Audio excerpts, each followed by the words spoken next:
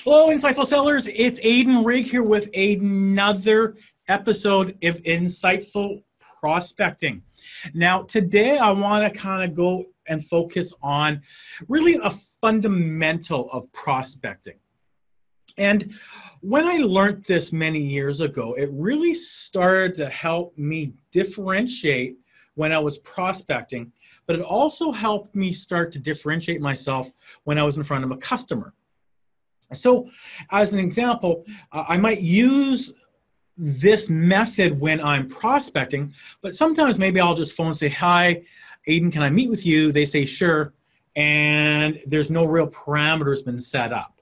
And so you use that, you use this when you're in front of a prospect. And what I'm referring today is what I call a insightful positioning statement, or an insightful prospecting statement. It positions you and it's prospecting too, so it works in either circumstance. Now, why do we want to use a positioning statement, and what will that do for us? Well, let's just put ourselves in the mind of the buyer for a moment. And if we look at the mind of a buyer, we recognize that they are extremely busy. On a medium small account, that person might be getting 25, 30 emails a day as they're running around doing a whole bunch of other things. Bigger, more busier, larger accounts, some people can be getting upwards of 100 emails a day. Now, not just that, the emails come in and then there's more and more and more. So emails get buried and people are just busy sifting through all their stuff. And so if they see an email from you, there's a great likelihood they're not going to open it. They may just delete it. And so what we want to do is we want to put ourselves in the best possible position so that they will read our email, listen to our voice message, and what we do is we differentiate ourselves, or we position ourselves so that the customer prospect says, sounds interesting. Now, they may or may not bite that moment, meaning they might not reply to your email. They might not return your phone call, but you've positioned yourself in the back of their mind. So the next time, hopefully, that you reach out to them, you will have some type of position in their brain, in their minds, and when you call them again, you repeat, reaffirm your positioning statement. Now, you got to remember that the customer today has a very, very short attention spans. Everyone's very, very busy. And when they look at salespeople, when they look at offerings, for the most part, almost everything that we sell or that's sold in most circumstances appears to be, keyword appears, to be a commodity. Meaning, if you're phoning saying, "Hey, I want to talk to you about sales training," there's lots of sales training. When they want sales training, they know they can do an internet search. If you're phoning saying, "Hey, I want to talk to you about cleaning supplies," yeah, they can do an internet search and look for cleaning supplies. They can go to Amazon. They can go all types of locations. So it's like, well, I don't want to call this person. So they also have a high demand of their time. So they're busy. You're a commodity in their mind. They have high demands on their time. But what they need is they need ideas. They need insights, perspectives, solutions to their problems. Now, what problem does every single prospect probably have?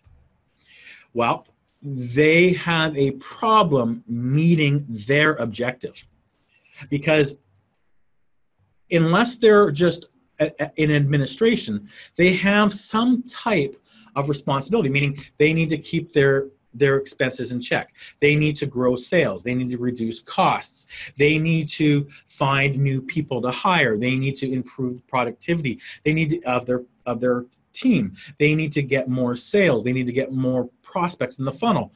Whatever it is, what that is their daily pain, their daily objective. And our job is to recognize what their probable daily objective is. What is the thing that is important to them on a daily basis, and align our product and service with that objective.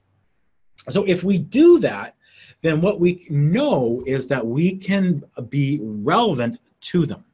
So that's why in prospecting, I believe it's very, very critical now, as I wrote about in my book, Insightful Selling, back in 2011, how important it is to specialize. I really don't see much relevance in being in general and being a generalist. I'm sure there's exceptions to every rule, but if you are going after a target market, you want to be a specialist, meaning you want to specialize in their industry. You want to know their industry. You have to know their industry in order to create value and be relevant to them.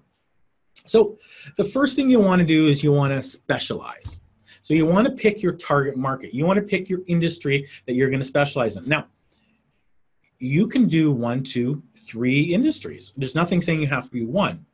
But you can't do everybody. I mean, you can't walk up and down the street and walk into a dentist office, to a veterinarian, to a car dealership, to a retail outlet, and absolutely create any value. You can sell your product or service, and you will get lucky now and again. Just random prospecting is kind of like golf. You know, 9 times out of 10, for most of us, you suck, you stink, the ball goes right, the ball goes left, the ball goes anywhere that you don't want it to go. But now and again, boom, you hit it straight. You go, okay. So, you know, you get lucky. So you will get lucky, but you're going to tire yourself out. You're going to not grow very fast, and it's just an uphill battle being a generalist. When you're a specialist, you recognize that you can provide value. You know you can provide value. So what do? Well, once you've checked and chosen your industry, now you just want to pick on the accounts you want to go after. But you have to create, through your specialization and understanding their industry, you want to create an assumption, a hypothesis, a very well-educated guess on the challenges that he or she face every single day. Now, we know it probably has something to do with metrics, meaning reducing, improving, shrinking, expanding. So those are really probably something that is really likely that your prospect deals with. So you need to start thinking in business terms, not as far as selling your product, but as far as positioning yourself as a business person. Just flogging your product is over. That's done now. It's been done for a long time. You have to position yourself as a business professional, as a insightful sales executive or entrepreneur, if you will, that can improve their business. So the first thing I want you to do, first thing is to create an insightful assumption or hypothesis. What is that? Well, begin by writing an assumption of the unidentified issues, problems, challenges that you assume your prospect has. So once you've done your research and study, maybe you've called on a few little tiny little piddly accounts that are in that industry. Now you want to hone in on your assumption. So what's your assumption? Your assumption is that they have this problem, or your assumption is that they may find this of value for their business. So let's just pick turnover. So in the cleaning industry, as an example, turnover is very, very huge. It's somewhere in the 300–400% turnover a year. And so all the time, effort of finding people and filling those roles, and they leave and finding someone else, is a massive, massive, massive, massive headache. So your assumption is that they have those issues because you've done your research. So now what you want to do is you want to create a positioning statement. So what is a positioning statement? It is the statement that you lead with when you phone or email or contact your prospect every single time, meaning it's the theme of what you want to talk to them about. It is the topic. It is central to what they're doing. So let's look at what that means. Well, an insightful positioning statement is the benefit your customer receives by doing business with you. It addresses specific issue or problems they have that your product or service solves. So you don't want to say, hey, I have this great product that is going to help reduce your turnover. You want to be craftier. You want to be more professional. You want to have a positioning statement that creates intrigue and your prospect says, I'd like to know more. Now, that is central to your prospecting. Everything centers around that positioning statement. And you can have 2 or 3 or 4 or 5 positioning statements or themes or areas that you can help your prospect improve. But you want to start with just the one. So again, it's your positioning statement is the benefit or the outcome your prospect gets by dealing with you, ultimately utilizing your product or service. So you need to think in terms of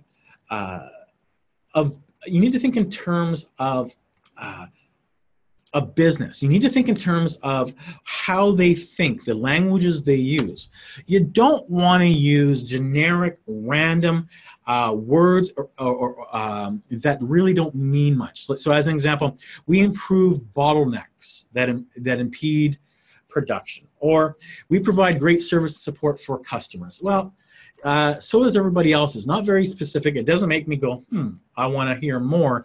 Hey, I want this person to deal. I want to deal with this person. I want to hear them. I want to talk with them. I want to meet with them. They're worth me meeting, with them for 15, 20 minutes, half an hour of my time. You need to remember that the unspoken rule is that time equals money. And so your prospect is sitting there thinking, okay, I'm billed out to my company at, $250 an hour, let's say.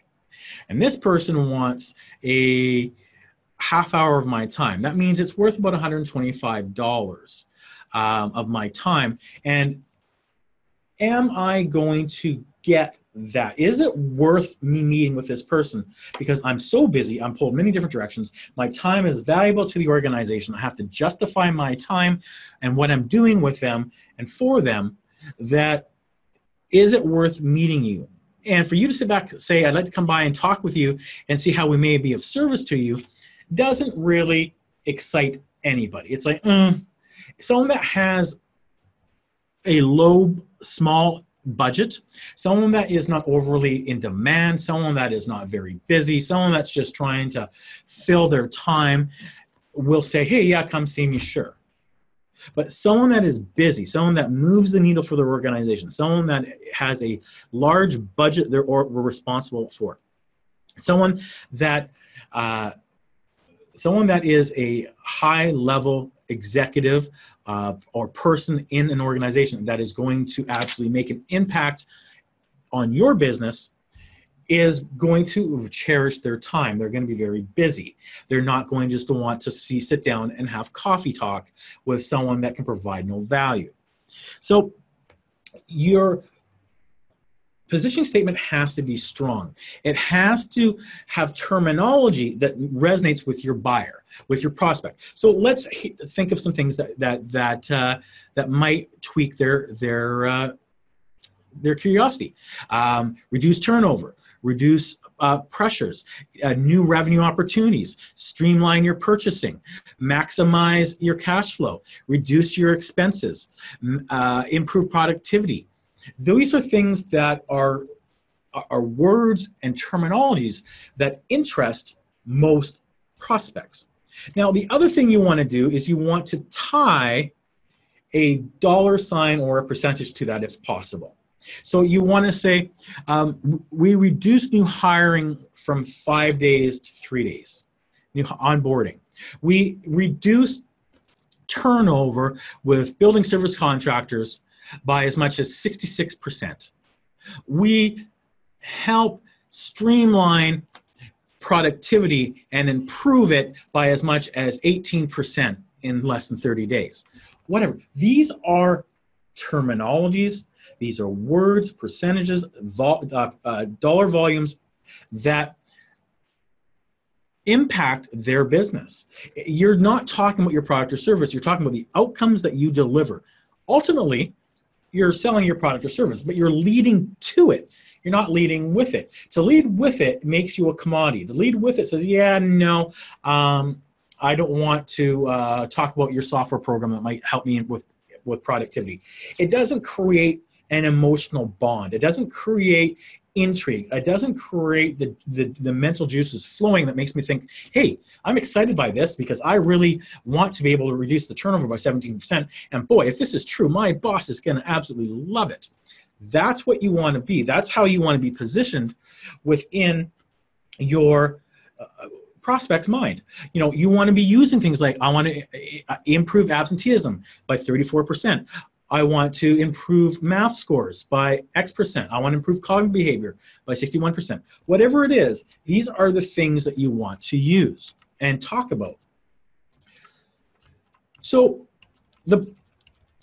what makes a great positioning statement? What are the things that you want to utilize or use in creating a positioning statement?